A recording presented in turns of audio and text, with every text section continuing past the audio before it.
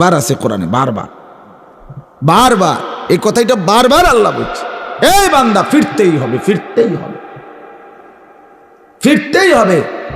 এই বান্দা, আমি ঘুড়ির সুতা ছাড়ছি, আমি রব্বুল আলামিন নাটাই ছাড়ি নাই, সুতা ছাড়ছি, সুতা, নাটাই না, নাটাই আমার হাতে।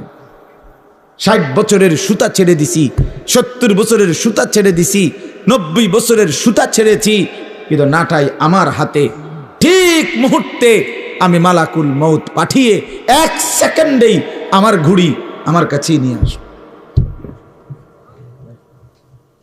মা তাসবিকু মিন উম্মাতিন আজালাহা ওয়া মা ইস্তাখিরুন। আল্লাহ বলে, কোন জাতি গোষ্ঠী মৃত্যুর সময় 1 সেকেন্ড আগাইতেও পারবে না, পিছাইতেও পারবে না। পারবে কি? ওয়ালান ইউআখিরাল্লাহু নাফসান ইদা জাআ আজালুহা। আল্লাহ বলে, মৃত্যুর সময় যখন এসেই পড়ে তখন কাউকে আর 1 সেকেন্ডের জন্য সুযোগ দেয়া হবে না। ইন্না আজালাল্লাহি ইদা জাআ লা ইউআখার। দেরি করা হবে না। চলেন বন্ধু, চলেন বাপ, ভাবতে শিখি, ভাবতে শিখি।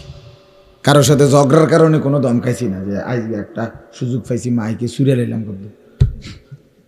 বিষয়টা কি এমন না বাপ? এমন না, কসম আল্লাহর, এমন না। রাগের কি আছে? মারামারি ঝগড়াঝাটির তো কিচ্ছু না। অনুভূতি জাগাতে চাই, বিবেক জাগাইতে চাই, নওজওয়ানদেরকেও জাগান। মুরব্বী বাবা চাচা আপনারাও জেগেন, জাগেন।